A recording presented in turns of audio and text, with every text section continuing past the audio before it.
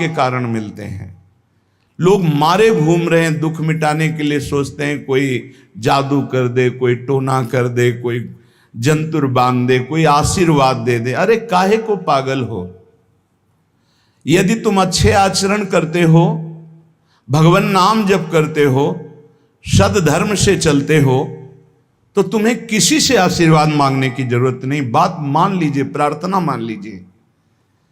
दिखावे में लाखों लोग अपने जीवन को नष्ट करने के लिए तैयार हैं।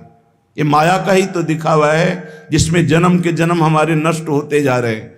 सत्य मार्ग को क्यों नहीं पकड़ते हो? किसी के आशीर्वाद की जरूरत नहीं आपको आनंद प्राप्ति के लिए। आप आनंद के बच्चा हो, आनंद स्वरूप हो। जिनसे आशीर्वाद मांगते हो उनके अंदर जो आत्म तत्व बैठा है वो तुम्हारे अंदर बैठा है। वही संपूर्ण आनंद लिए तुम्हारे अंदर बैठा है। तुम्हें किसी से गिगियाने की जरूरत नहीं।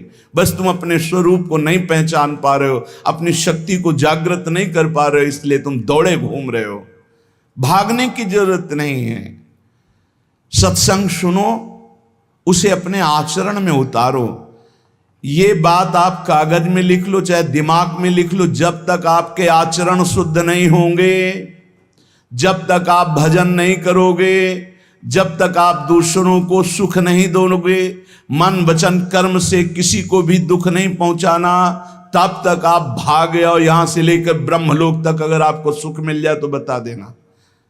आ ब्रह्म भुवनान लोकान पुनरावर्तिनो, अर्जुन यहां सुख मिलने वाला है। आ ब्रह्म स्तंभ पर्यंतम सर्वम मायामयम जगत, यहां सुख मिलने वाला है।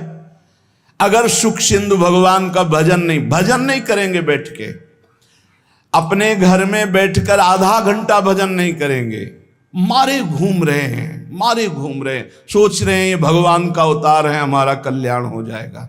ए भाई, जब भगवान वास्तविक अवतार लिए और जो भजन नहीं किए उनका भी कल्याण नहीं हुआ। भगवान के अवतार के समय हम भी रहे होंगे कहीं ना कहीं, किसी जीव जंतु के कल्याण हुआ क्या? अब भजन करोगे तो कल्याण हो जाएगा। हमारी बात मान लो।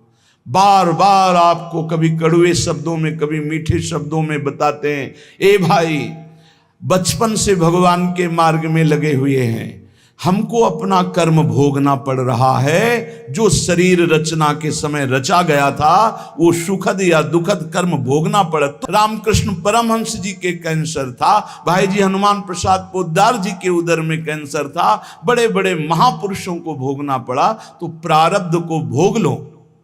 ये भोगने की सामर्थ्य नाम जप से आ जाएगी, और नाम जप करके जन्म मरण के चक्र से मुक्त हो जाओ। मान लो मेरी बात।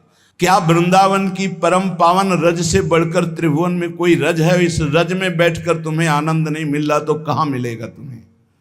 क्या भगवान नाम से बढ़कर कोई अमोघ शक्ति है जो भगवान को अधीन कर सके? सुमिर पवन सुत पावन नामो, अपने बस कर राखे रामो। लेकिन समझ में नहीं आता।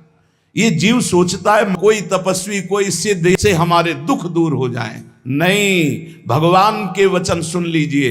दैवी हेषा गुणमयी मम माया दुरत्तया मामेव ये